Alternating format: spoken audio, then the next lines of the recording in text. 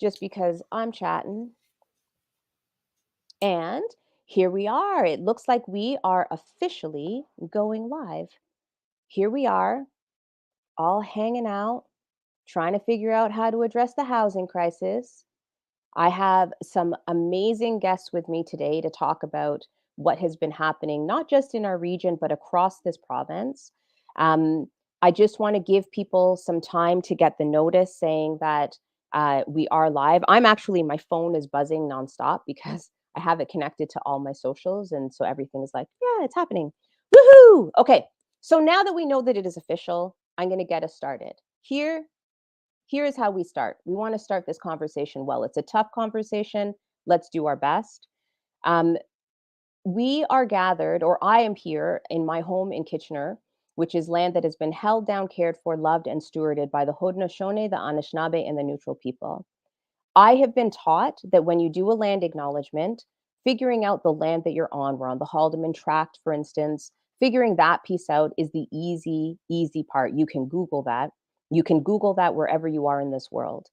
The actual work is for us to make a concrete connection between the conversation that you're about to have and the reality that you're having that conversation on stolen land.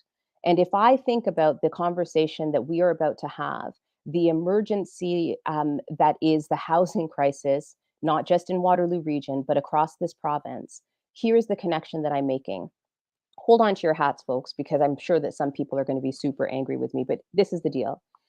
Indigenous communities talk about stewardship of the land. Non-Indigenous communities talk about ownership of the land. If you think about our relationship to the land through the lens of ownership, you end up in the hot mess that we're in today. When you think about our relationship to the land with the lens of stewardship, you start to think about things differently. You think about housing and affordability and safety in a different way because at base, you are trying to protect Mother Earth. You don't end up in a situation where you think that the only way to address the affordable housing crisis is to carve up the greenbelt. You don't create pieces of legislation like Bill 23 where you think that it's okay and justified to hurt the environment in order to solve another problem. Instead, you start thinking creatively about how you can protect and preserve Mother Earth and how you can use the wisdom of our ancestors to guide the creation of the solution. And so, with that as my starting point, I wanted to bring folks together in order for us to have some real talk about what's happening right here in this region and across this province. This is actually my second housing rally. I've had to do a housing newsletter that went out across the riding, reminding people that housing is a human right.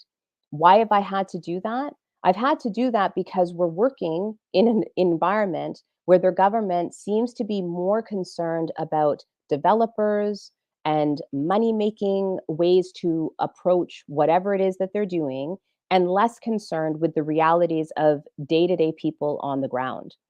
I have so many people who call my office that talk to me about what's happening, asking for ways to access affordable housing. And yes, there is insufficient affordable housing stock, and we know this to be true. But we also know that the stock of affordable housing that we have is not being maintained or preserved. And so that has to be a conversation that we have right now. At Queen's Park, I have raised so many issues around the housing crisis in a variety of fashions. And I just want to go through a couple of them before I introduce my guests. I have spoken as the colleges and universities critic. I have spoken to the government about the issues around post secondary students trying to access affordable and safe housing. And then over the last, I'd say the last few months, we've seen a rise of articles in our local newspapers that look specifically at international students and what's happening with international students who are also trying desperately to find safe and affordable housing so that they can carry out their education here. I have raised these issues. No one seems to be listening. I have spoken at Queen's Park and outside of Queen's Park, actually right here in our neighborhoods, about the issue around chronic homelessness and the needs that exist for the people. The people. I'm going to pause and say that louder for the people in the back. The people who are living in encampments because they cannot access the support that they need. During the election, for instance, the encampment at Victoria Street started with 6 tents. And by the end of the election, just the election, we were at 60 tents. And yet, housing was being discussed by the government in terms of being able to buy a house. And listen, there are people who want to buy homes, and homes are out of reach for those that want to buy a home. But in my humble opinion, the problem is much, much deeper than that. What we're talking about is the impact of chronic poverty, legislated poverty. I mean, we were having fights about trying to raise the rates for ODSP and OW, and people were wondering why we thought that folks needed to have more money to be able to navigate the world. It doesn't make any sense to me. And so, in my humble opinion, what we're talking about is the need for a poverty reduction strategy that works. In my humble opinion, we've got to start collecting data on what is happening in our renters market. We need a rental registry. We need to have a rental registry. And in fact, in January, nope, lies. In June of 2021, I tabled a rental registry motion, and I actually just retabled it in February of 2023. I want to read it to you because I want you to know what it is that's been coming across my desk and why it is that we've been fighting as hard as we have. So, this rental registry motion says that, in the opinion of this House, the Ford government should, as part of an effort to enhance transparency and accountability and to address the impact of renovictions in the rental housing market, establish a rental registry maintained by the Landlord and Tenants Board, and set out rules requiring that landlords file statements with the board for inclusion in the registry, providing for consequences for failing to file the statement, and governing the disclosure of the information in the registry. I know that there are issues with the landlord and tenants board. Like, we know that there are issues there, but if we don't start making use of the tools that we have in the ways that we need to use them, we are going to find ourselves going around and around and around, saying that we need to come up with something from scratch, when in fact, we've got so many tools that we just don't use well. They're being misused and misrepresented. And I think that now is the time for us to try and do better. And with that, I've invited a number of amazing people who are doing work in this area to come and chat with us today. I'm actually going to start with Meg Rattan, who has been, I believe there may have been some articles that Meg has been featured in, just a small couple, about the impact of and the effects of renovictions locally. So I'm going to hand it over to Meg to start us off. Thank you so much for letting me be here today. So just a very brief background on what's happening here. This has been happening since about 2016. Henry Walser, who is my landlord, he bought up this whole block of housing that I live on from all of our respective landlords, and he told those landlords that he planned on having this as an investment for the long term. We learned about a year later that he was planning on demolishing the whole block, so that's 10 units of apartments, 3 houses, 10 units of affordable housing. It was normal at the time, but now it's very affordable, and we're very fortunate in that. He plans on demolishing it so he can expand his funeral home for a crematorium. And this is my problem, I'm a climate advocate and organizer. This is what I do with my entire life, is working on climate solutions. He wants to bulldoze for a parking lot. He's been working with the city on these plans because that's standard here. And the only reason he'd be able to, so this is a little bit different than a regular rent eviction, is that he needs to get city council's approval on a rezone for the block so he can turn it from mixed use residential to industrial for the crematorium. And if he gets that approval, he doesn't have to worry about building new housing if he demolishes our entire block. He can just demolish it and do whatever he wants with it.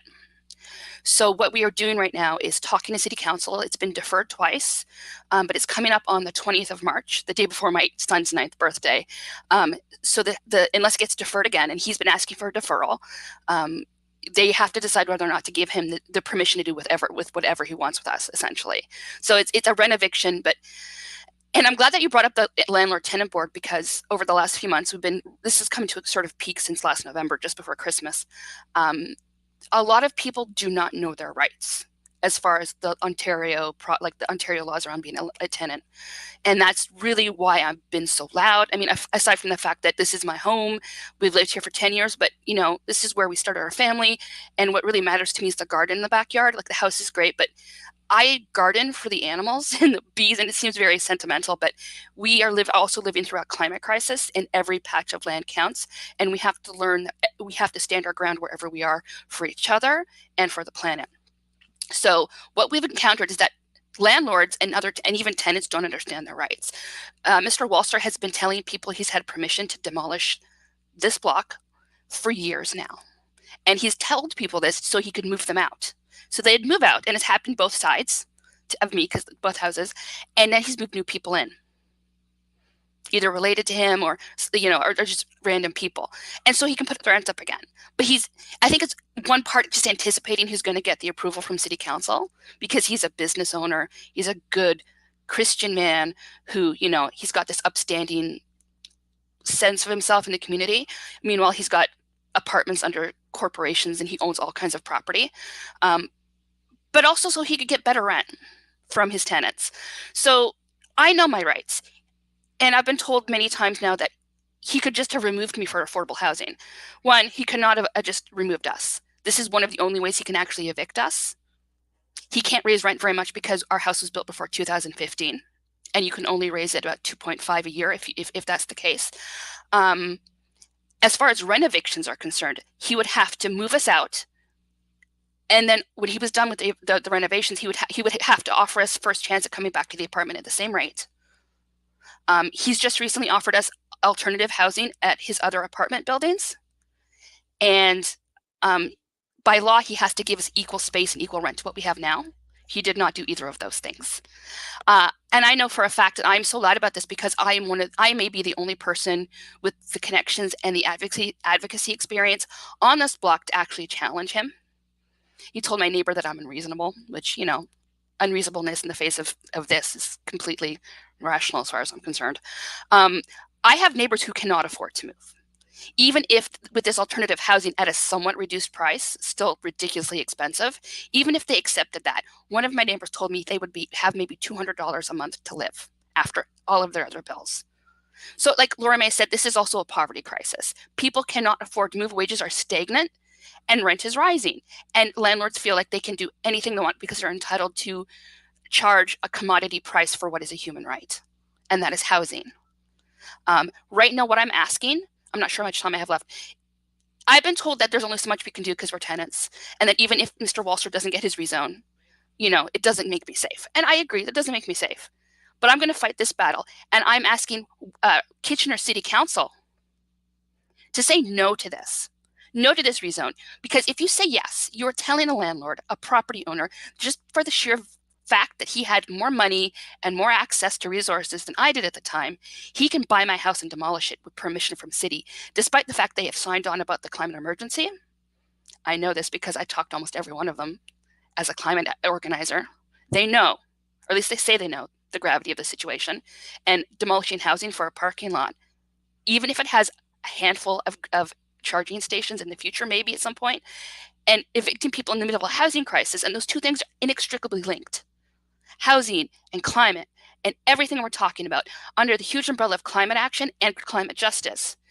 If they give him approval, they are completely denying every single thing. Sorry, my cat is trying to jump on me. That they've promised to do. So they can say no. They don't have to do Mr. Walser's dirty work for them. I refuse to just go quietly because that would also be just giving way. So that's my general spiel. I've been in the news a lot, and this is what we've been dealing with now. And my son has nightmares. I have nightmares about Mr. Walser driving up in a bulldozer. I mean, it seems absurd, but these are things that are daily stressors in our life. And having to take on having to be the advocate and be in the paper and have people know where I live is really uncomfortable for me. Mm-hmm. But I'm refused to let this go because it's not just about me. Meg, I wanted to just say a big thank you for coming on this emergency housing rally to share your story. Um, what I have noticed in my office is that individuals that are rent evicted believe that they are the only people that are navigating that.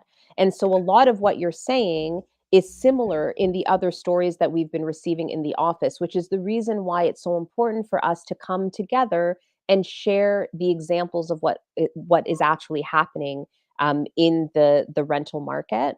I've invited Cynthia in Ayanocho. I don't know if I pronounced your last name correctly now, Cynthia. I'm so sorry, but I've So invited Cynthia to join us. Cynthia is a staff lawyer at the Waterloo Region Community Legal Services, and I've asked her to come because she's actually reached out to my office as well. Sometimes in my office, when there is nothing else for us to do, all we can do is provide community resources to folks when they are facing the kinds of situations that Meg, for instance, was speaking of. So I've asked Cynthia to join us to speak to us about what it is that she's hearing on the ground on her end, and perhaps propose solutions, perhaps just walk us through what it is that's happening so we can get a better sense of how the legal clinics locally that do work with those that don't actually have the means to fight these kinds of things on their own are seeing this problem and seeing the solutions. So over to you, Cynthia. thank you, MPP Lindo. Meg, I appreciate you sharing your story here today. And we've in my clinic, we've seen a lot of renovictions.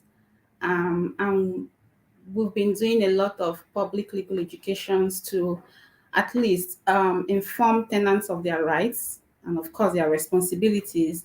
Um, I think we've done two this year, and we are seeing landlords trying to evict a whole complex. There is one in Cambridge, the Tiger Lofts.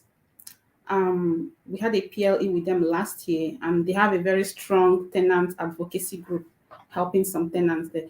But of course, we can understand some tenants are scared. One of the town halls we had, most of them said they were scared. And this unit, the building, was, I think the original landlord got a grant or some kind of relief from the municipal government to build affordable housing.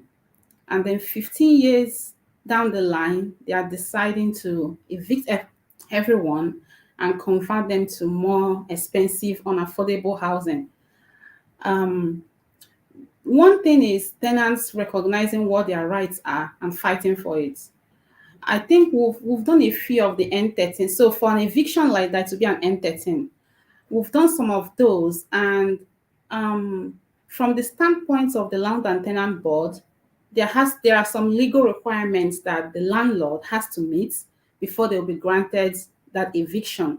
It's not, from my experience, it hasn't been easy for landlords to get such evictions. But the main issue is the tenants knowing they can fight this and fighting it to the end. I can understand there are limitations, especially now that we have virtual hearings. A lot of limitations we are seeing. In fact, my clinic, we have a hearing room. Actually, now we have like 3 hearing rooms. We use our offices for hearings because most of our clients are on ODSP, OW. Some don't even have a phone.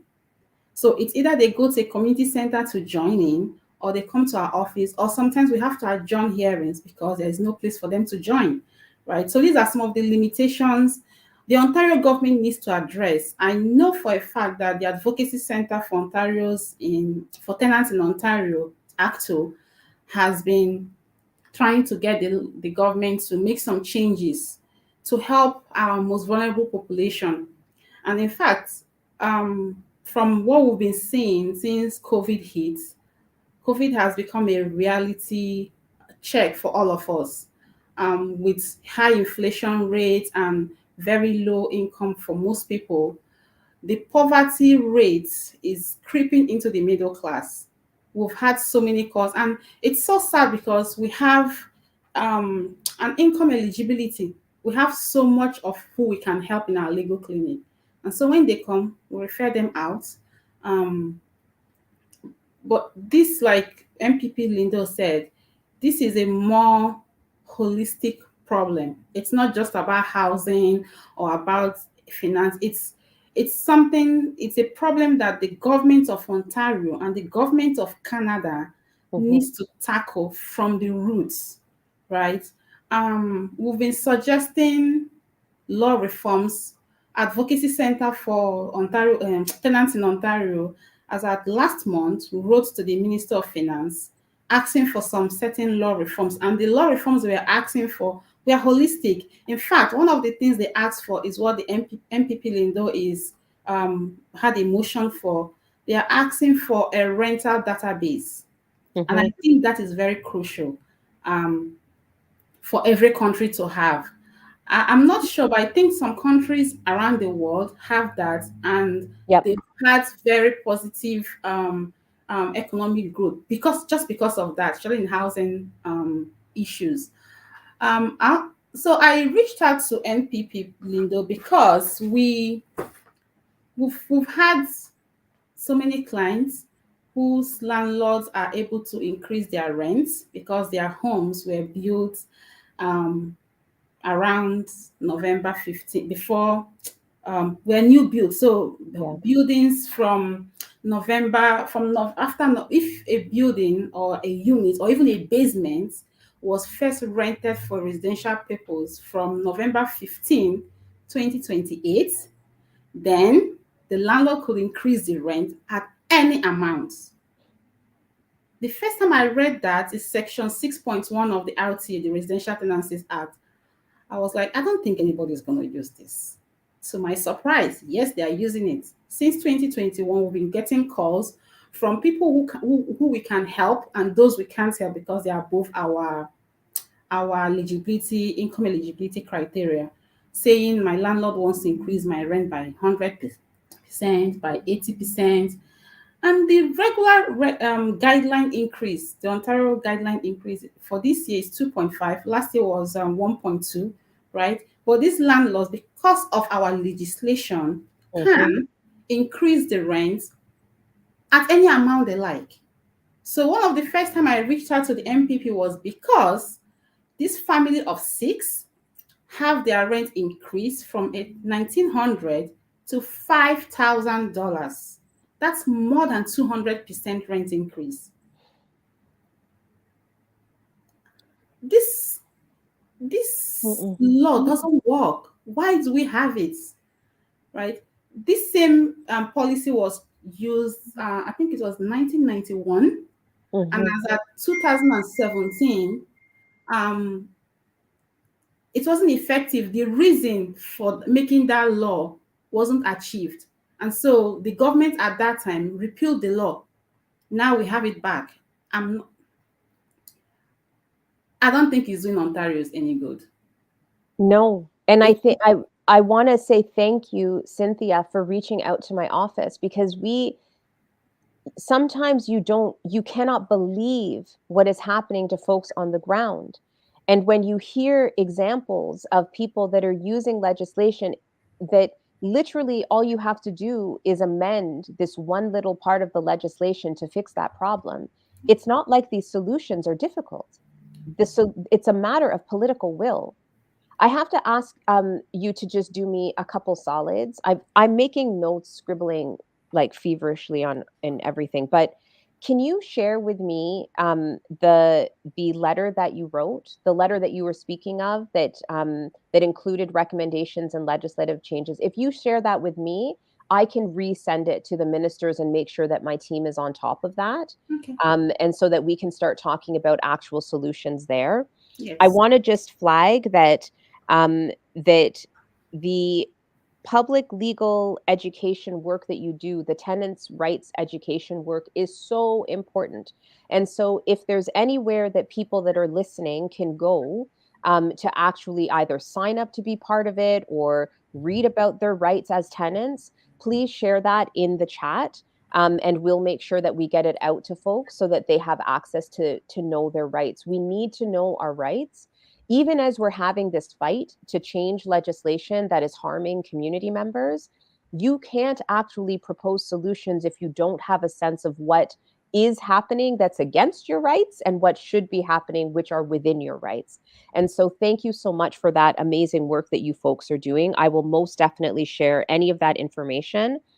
I just want to flag before I hand it over to Alexandra that there was somebody in the chat who mentioned accessibility in the outside of their unit, not doing the snow clearing, people, landlords that are not making sure that the snow is cleared. And we have had so many major storms and they're not making sure that that's okay. When we speak about accessible units, I just want to be very clear that we're not just talking about accessible units like the physical unit, but we're also talking about making sure that every unit is accessible to anybody as they are wandering around in our neighborhoods.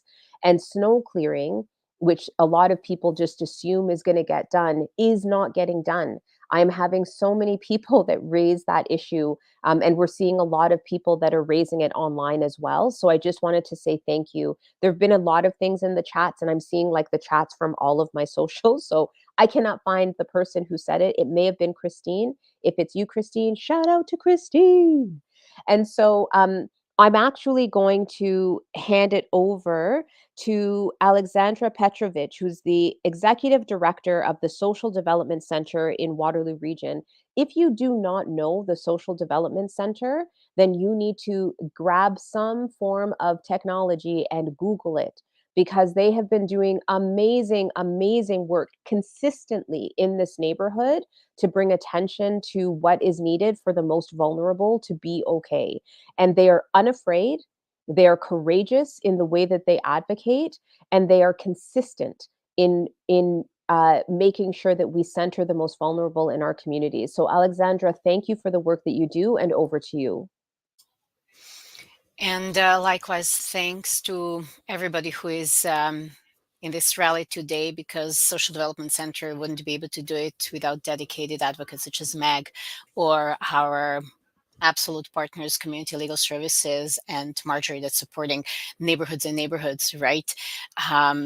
Letting people know where to find support and how to come together and organize. All that is part of the work that we do. And the social justice advocacy or community development work cannot be done any other way. The work with housing crisis has been on the radar of the organization for a very long time. When I joined in 2012, working in underserved neighborhoods and supporting tenants, it was obvious already the aftermath of the crisis, lack of investment or disinvestment of particularly federal government in rental housing, as well as, and only in 2012, I remember, we didn't have the word financialized housing markets, right? We were trying to explain it in every possible way that something is very, very wrong, right? That landlords, particularly corporate landlords, REITs, hedge fund, assets management firms, property management firms, they did not invest in their housing stock. They did not really pay much attention to the well-being of the people that lived in their units. They were primarily concerned by the shareholders, right? Where the tenants became collateral in the game of making profits, and making profits only means making more profit than you made profit last year, right? And then next year you have to make more profit than the profit that you've been making. Like it is a very, a serious game we're playing here. And as much as you, Laura, said that land was never meant to be private property, right? Well, housing has to be divorced from the markets. It has nothing, it cannot be a commodity. It is human right, Meg? And only people who have so much resources and so much to win from this rigged game would say otherwise, right? Well, important piece that we have been researching then, once we understood what financialized markets are and how they impact people, is, well, displacement is happening constantly. It has been happening for decades, right? And it's just speeding up with all the hyper investment right? That we call development, that we call progress, economic boost that will do some miraculous thing. That's absolutely doing the opposite. We're observing it, and since 2018, with Brian Doucette, professor at University of Waterloo, we started series of studies based and rooted in lived experience to not only demonstrate the fast-paced displacement rate, but also absolute lack up until now of any entity, any government to collect data, right? It's nobody is even looking at when the building permits, right, for renovation or demolitions are being made. Nobody's tracking how many affordable units are lost, right? How many people have been displaced with the advent of light rail transit? Those are serious things. Some of the reports that we have been hearing or seeing about the impact are absolutely insubstantial. There is nothing there that would demonstrate the size of the problem. And for the 3 years that we have been doing literal mapping, right, that you can find on our website, shows over 160 locations, only urban core in Kitchener and Waterloo, and we're talking probably a couple of thousand of people, right, that were displaced in those locations. So I guess for us, there are some major things. It is proactive enforcement and eviction prevention that we're focusing on based on those studies. That's our response. Proactive enforcement is stating that, as many outdated legislation that still exist, complaint-based enforcement is so very wrong. It was created when we really did not care how low-income people with disabilities, racialized populations, LGBTQ newcomers were doing, right? It was created for people who do have means, skills, education, resources to pursue councils and staff, right? To navigate at the same time very complex systems and parallel systems. So people have to, at the same time, in a survival crisis, think about, oh, I have to work with community legal services or landlord and tenant board to, get some compensation on rent because the repairs were not done, or how do I break my lease? And then on completely separate threads, work with enforcement agencies at the same time, based on their complaints, based on them tracking the process. There is nothing that raises red flags in any of those systems to come back to people and say, did things happen that needed to happen, right? So they have to track enormous amount of information, and at the same time they're grasping for air. Their mental health, their nightmares, their impact on children, families, impact on whole communities is not taken into account. That's just atrocious what we're seeing and documented in our displacement studies. So proactive enforcement is a must, where from municipal to provincial, we have not after the fact interventions, but actually having agencies such as ours to be the third party, like the early alert system that Yes. is trusted to alert of buildings and landlords that are negligent. A lot to be said about that. On the other hand, eviction prevention, we wouldn't be able to do what we're doing without the counsel from the community legal service staff. Cynthia particularly is closely working with the eviction prevention team that we have, which is peer-based. And good thing about our program is that there aren't any outside imposed eligibility criteria, right? Which many agencies have to work within. And it breaks their heart every day saying no to people, right? Yeah. Whereas the only entity that currently funds peer-based, focused on the most marginalized populations, eviction prevention is United Way. And we can only have two part-time workers for 3 cities. I don't know what I can do for them so they can sleep at night, right? Yeah. With the burden and the secondary trauma they're experiencing supporting people in impossible situations. So eviction prevention, we will continue to ask for municipalities to invest. Absolutely more funds have to come through the provincial government, but keeping landlords accountable is a must currently for our municipal governments. We do need to have tenant protections and tenant relocation policies put in place immediately. Megan told us really nicely in her presentation that, landlords or developers simply, when it comes to demolitions, renovations, or condo conversions, Mhm. right? They do not give any timely, correct, fulsome information to the tenants. We're yet to find a landlord that has done it based on the Residential Tenancies Act requirements, right? Because there are fines associated with not doing it. And it's happening daily, day in and day out, just because there's no enforcement, proactive enforcement.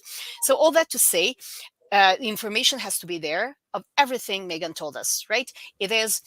There is right of first refusal, there is right to compensation, there is right to relocation within the existing stock. It all has to be the first correct letter going to tenants, not Mhm. letters with no contact information. Landlords are changing hands so fast with buildings. Mhm. Tenants cannot even get in touch with their landlords, let alone have a decent conversation. So those pieces have to be part of our municipal tenant protection policies.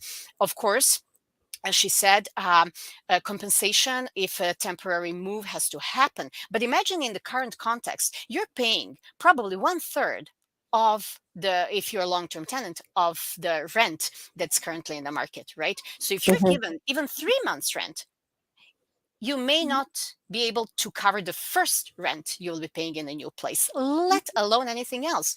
Moving costs for people with disabilities, seniors, right? Don't Mhm. even start talking about accessibility. It's the major gaping hole in everything that has to do with housing, and of course the poverty, elimination, income security, and so forth.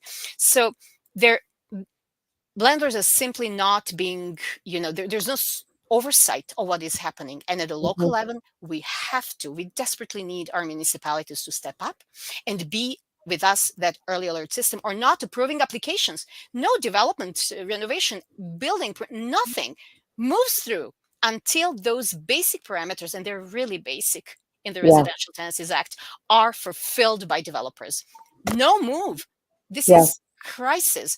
And particular focus on those populations that have been impacted, lived with trauma, went through the pandemic, even Mhm. worse, and they're not receiving any supports and guidance. So many tenant protection policies in other jurisdictions give a particular focus, require developers in those cases, when they list and report number of units, Mhm. size of the units, rent that's paid, how many people, their Mhm. profiles, right? Based on that, they have to have a mitigating strategies in Mhm. their development applications. How beautiful.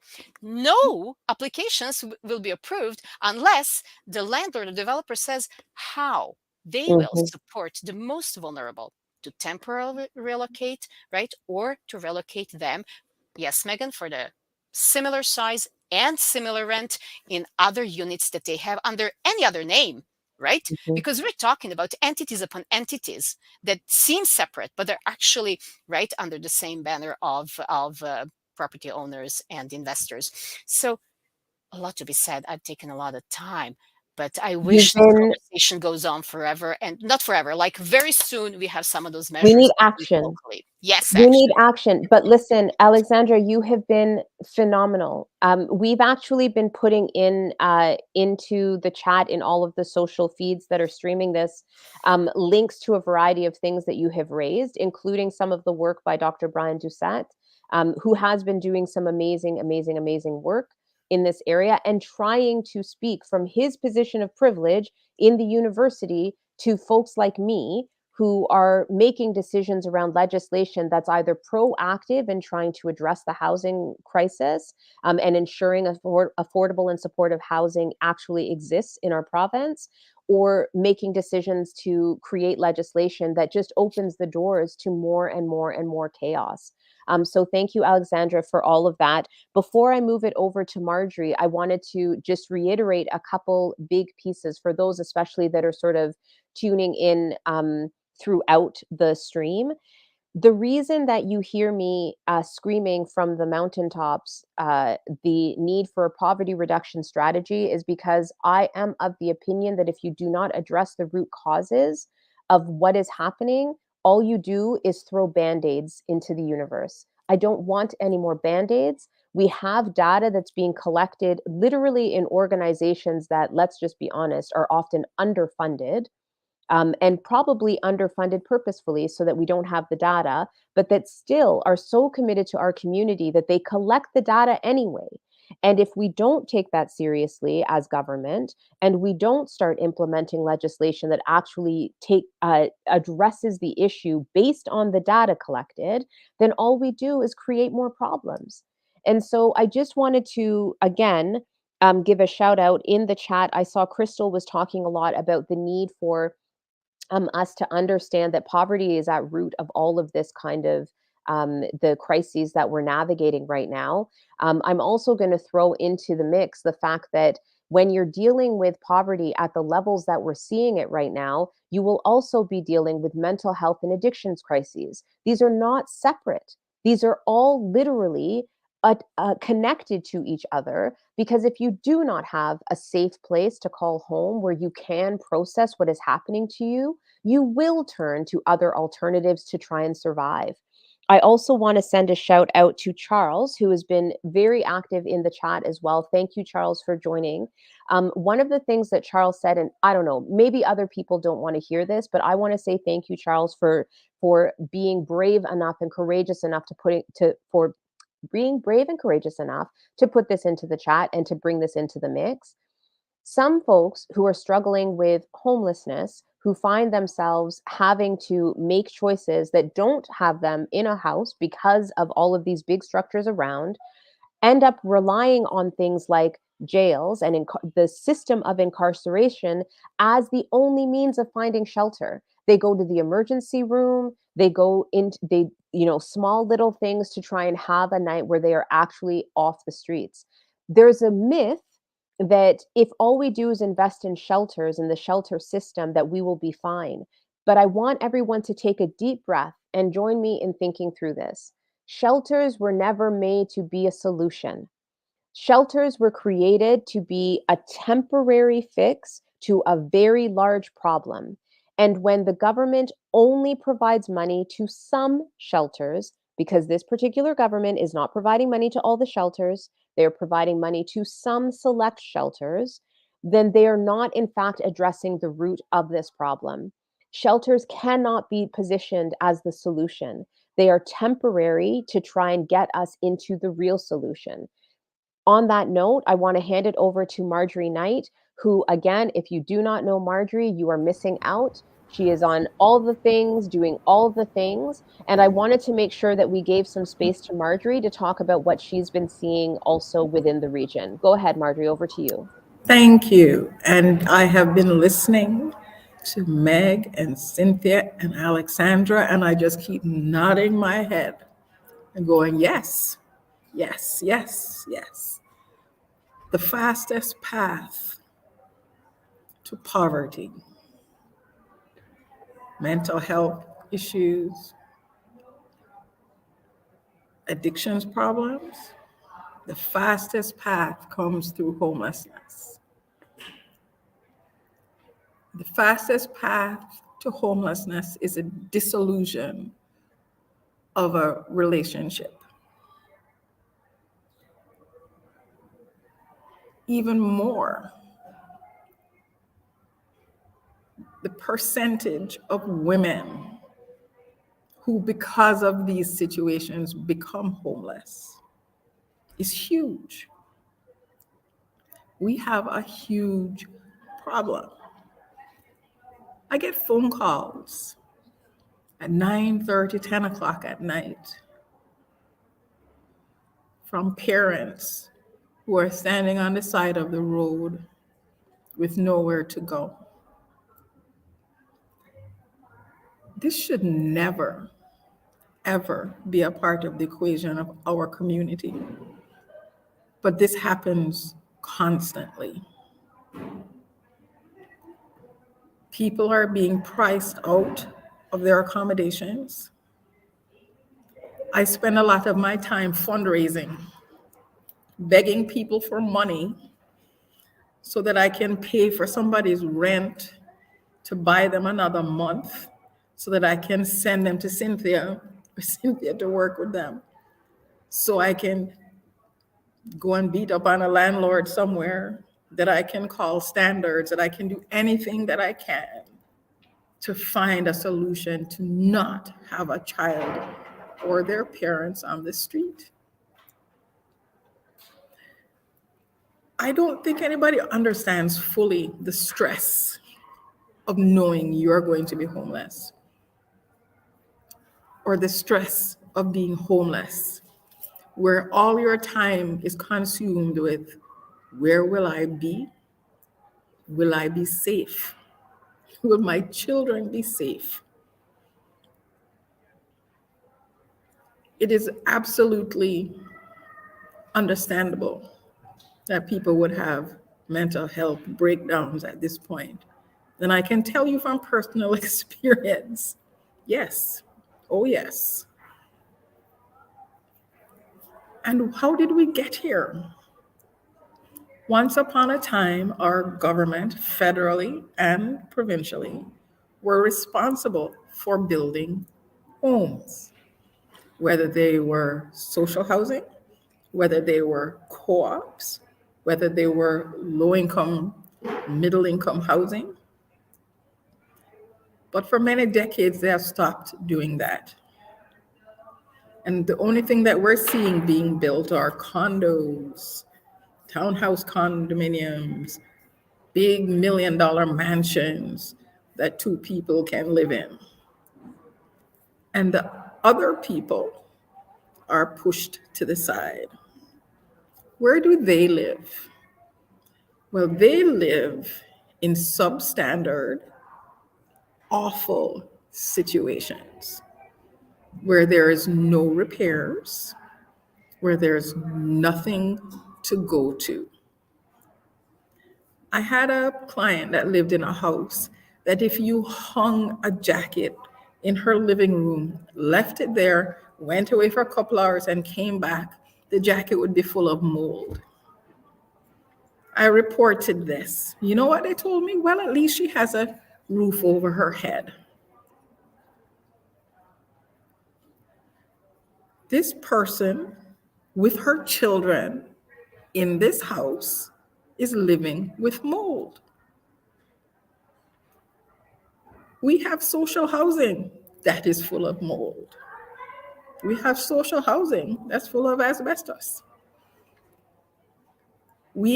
And to tell you the truth, that social housing that has the problems is still a lot better than what other people are living in out there.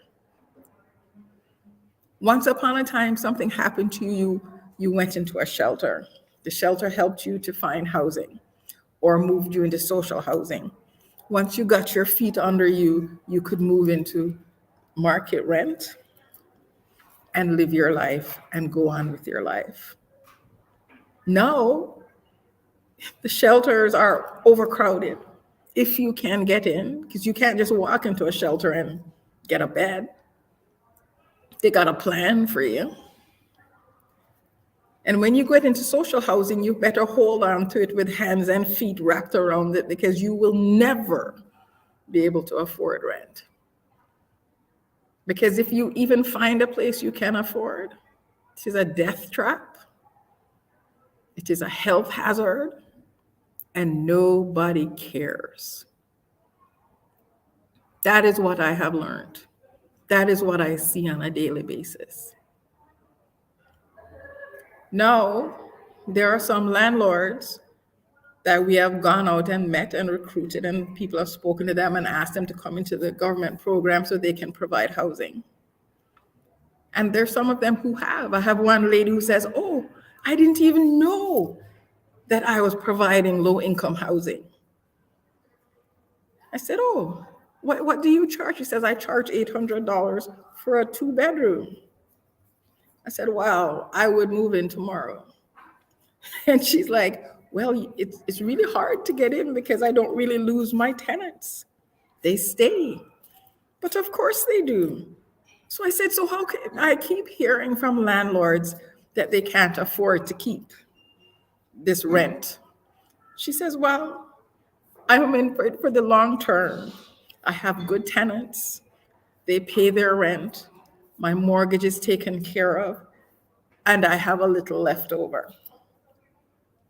And that is my retirement money. So it's not that you can't do it, it's that they won't do it. And while we talk about all these buildings that are being built now, and we're hassling and quarreling with them around, well, how many affordable units are you going to put in? I want to know if after 2 years, if those affordable rents will be the same.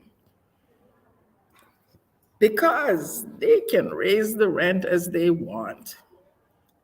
Had somebody tell me that their rent was raised by $1,000 a month in their little condo they were in.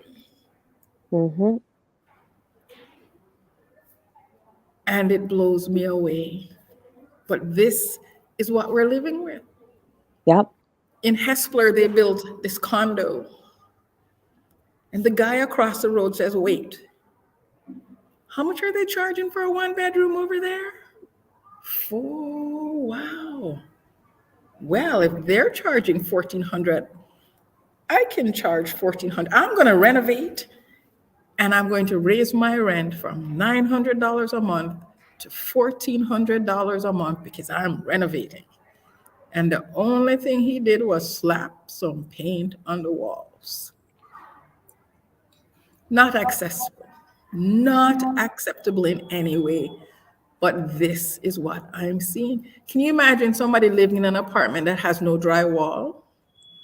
Can you imagine somebody living in an apartment that half of the roof is collapsed because of a leak? Mm-hmm. Can you imagine an 84-year-old lady being charged $1,250 a month for an apartment in a house, which really is a room, and she has to share the bathroom and she has to share the kitchen with 3 other families in that house. And oh, there's a toilet downstairs, but the bathroom is upstairs. Mm-hmm. She can't get up the stairs. The greatest and growing population that are ending up homeless are those on a fixed income, Yeah. are seniors, are disabled. And those who are disabled but can't get on disabled money, they have to stay on OW. And this is all they have. People should be embarrassed to be told what people on OW and ODSP are given for housing. Mm-hmm. It is an embarrassment. Mm-hmm. What do we need to do?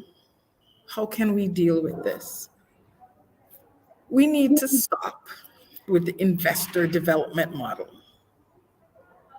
We need to get back our regional, our provincial, and our federal government back into the building of homes. And not the, oh, look, I built 30 units in 5 years. Aren't you excited? No, meaningful building.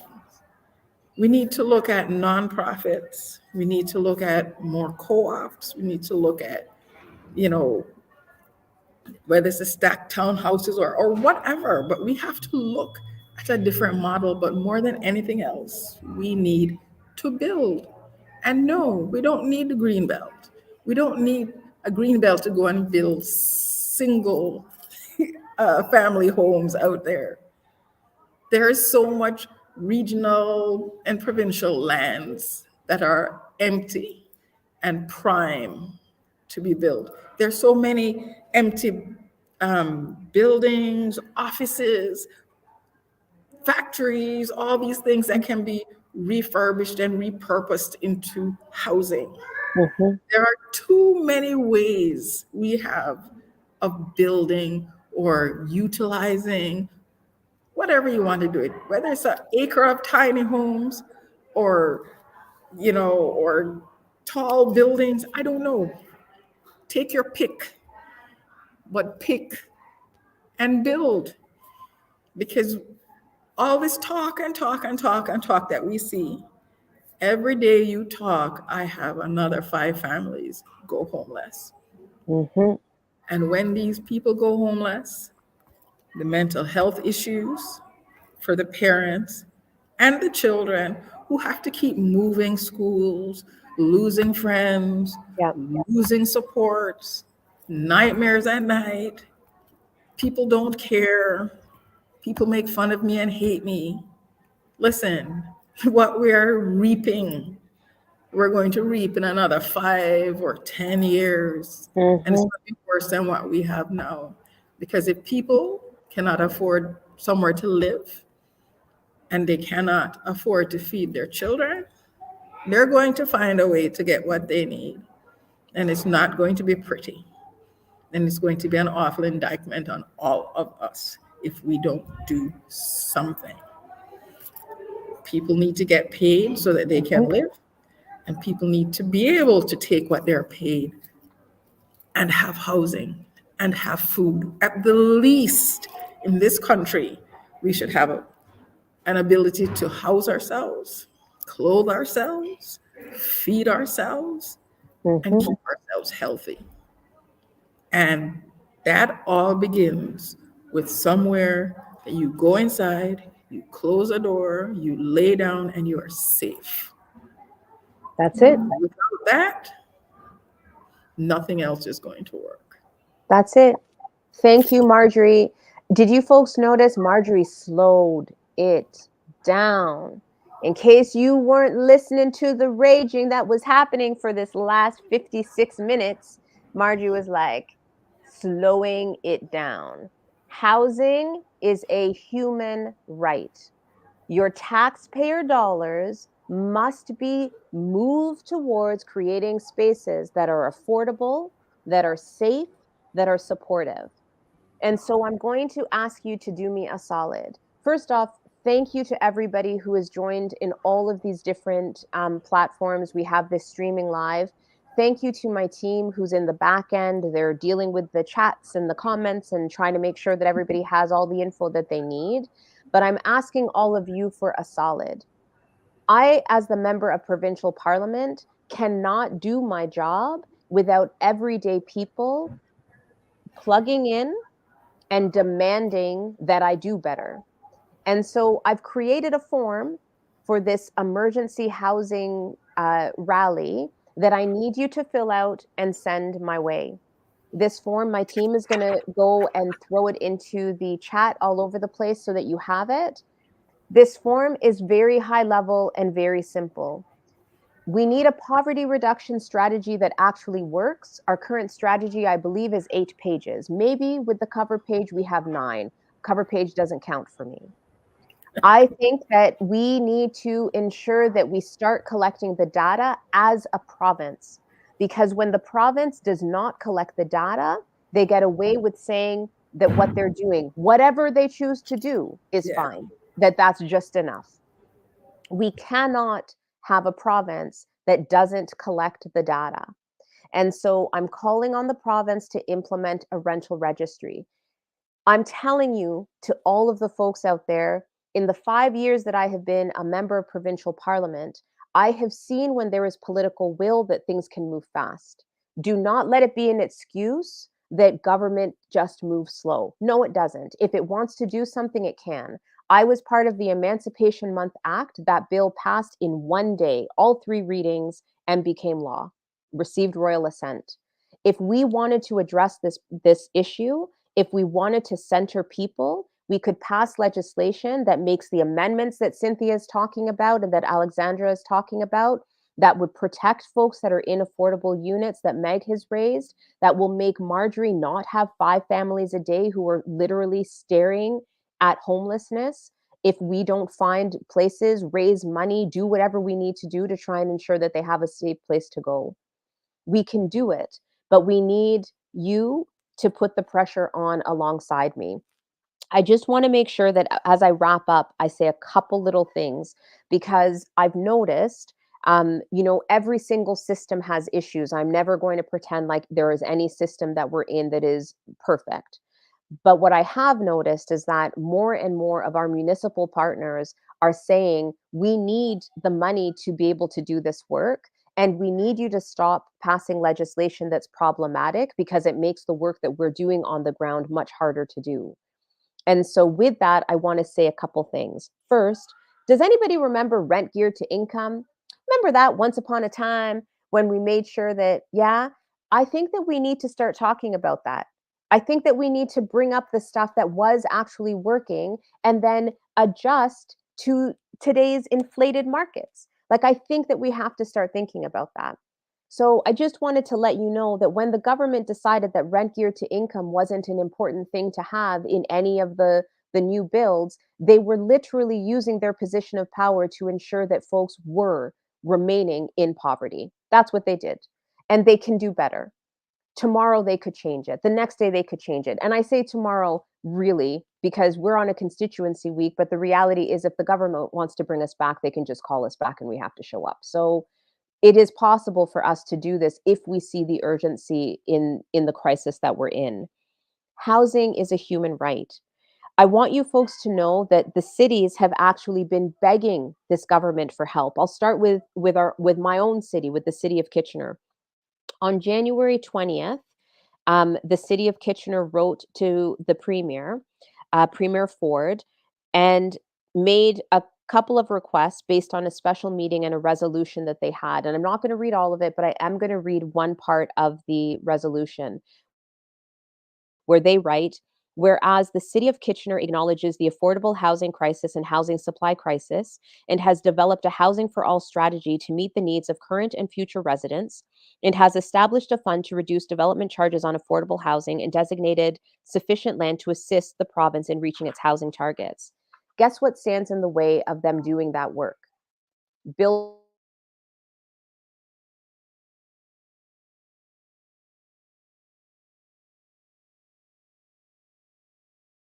also wrote to all of us, and in another meeting that they had, they made a request to pause Bill 23 so that that's the for those that don't know. And actually, a big shout out to all of you who are writing to my office. I was inundated with very important messages from folks all across Kitchener Centre and across the region who were saying repeal Bill 23. And I would like to add my voice to that call once again. I've done it publicly before, I will say it again.